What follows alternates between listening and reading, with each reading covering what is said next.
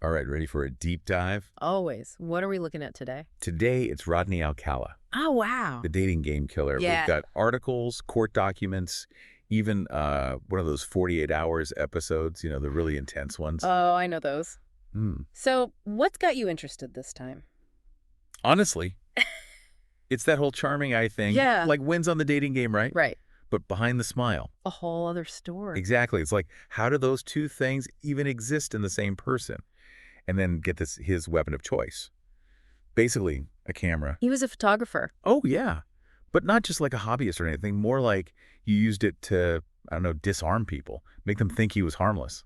Ah, so he'd use that to, lure them in. Exactly. I It's know. creepy. And think about it back then. Someone offers you a free photo shoot.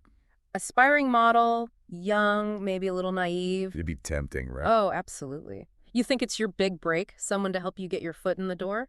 But instead, It's a trap. a trap that tragically worked over and over.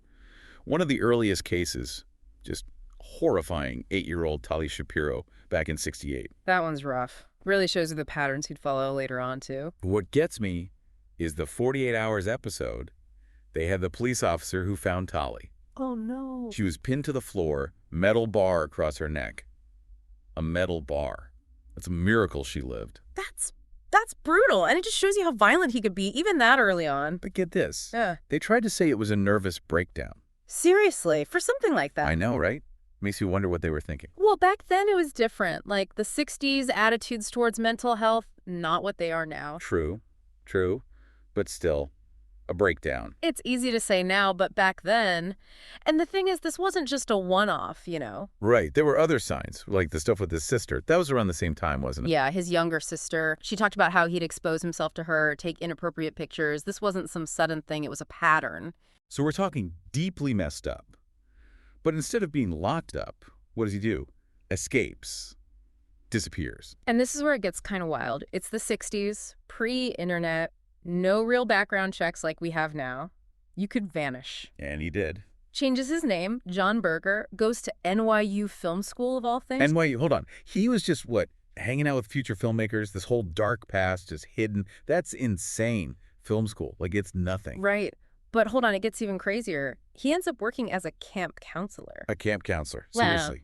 With kids. I know. It's mind-blowing. And this is where his luck starts to run out. Let me guess. Someone finally figured out who he was. Bingo.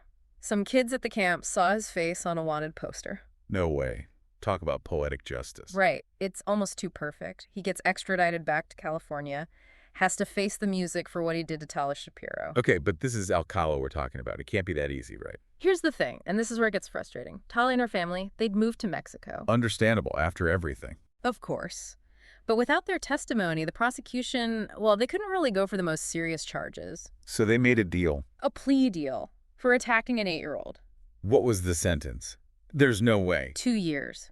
He pled guilty to child molestation, served 2 years, walked free in '74. 2 years. That's it. Just doesn't seem possible after all that. It's a reminder of how things were back then. The system, it wasn't perfect, especially with these kinds of crimes. And to make matters worse, they let him move back to New York after. I know, you'd think they'd want to keep a closer eye on him, right? You'd think. But nope. He ends up meeting Ellen Hover in New York. Her story's awful. Ellen Hover. That name rings a bell. Her father owned that famous nightclub. I think it was called El Morocco. Anyway, she disappeared during that big blackout in '77. The New York blackout. The whole city was in chaos. The worst possible time. And guess who becomes a prime suspect? Alcala. Or a John Berger, as he was calling himself. But of course he manages to talk his way out of it. He was good at that.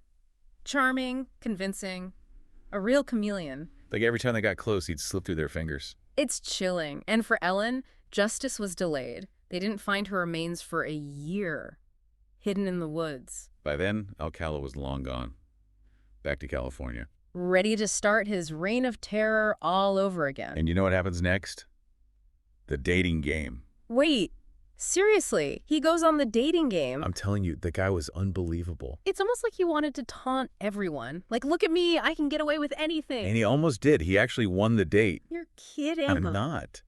But luckily, the Bachelorette, Cheryl Bradshaw, she got bad vibes from him. Refused to go out with him. Thank goodness for intuition. Right. It literally probably saved her life. It makes you think, how many other times did he get that close? How many other women had a bad feeling but didn't listen to it? It's terrifying to think about. But unfortunately, his killing spree, it didn't end there. And that brings us to Robin Samso, a 12-year-old girl who helped expose the monster he really was. Yeah. 12 years old, it's just awful. But her case, it's what finally started to bring everything down around him. Yeah, Robin Samso's case is, well, it really highlights how sometimes the smallest things can break a case wide open. Like what? So remember how the eyewitness on the beach that day, they said they saw a guy taking pictures of girls, including Robin? And that led to the sketch, right? The one that actually looked like him. Exactly. Even Alcala's parole officer was like, yep, that's him. Just from that. Wow. And then there's the storage locker. Oh, man, that's where it gets really bad. We're talking hundreds of photos, women, kids posed, tied up, like something out of a nightmare. It's scary to think how many pictures, how many victims are still out there, unidentified. It's haunting. And that bag of earrings they found. Ugh. Each one, potentially, you know? Yeah, and Robin's mom, she was actually able to identify a pair, her daughter's earrings. That's the link they needed. Right there. No getting out of it. You'd think that'd be it, right? Case closed. You'd hope. But Alcala, he was something else. The trials went on for decades. Convictions, appeals, the whole 9 yards. He even represented himself at one point, didn't he? Talk about a nightmare. It was like he was trying to make a spectacle of it all. And what he did to Robin Samson's mother during that trial. Cross-examining her. I read about that. It's I can't even imagine. just cruel. But through it all, she stayed strong.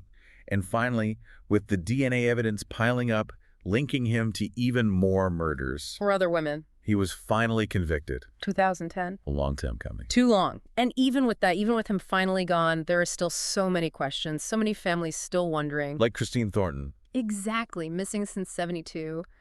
Her picture, it was in those photos from the storage locker, but no one knew for sure until years later. It's like a double-edged sword, knowing Yeah. there's a chance, even after all these years, but also the horror of it all. It makes you realize these monsters, they can be anyone, anywhere. We have to be careful, trust our gut. Absolutely. And never stop looking for answers.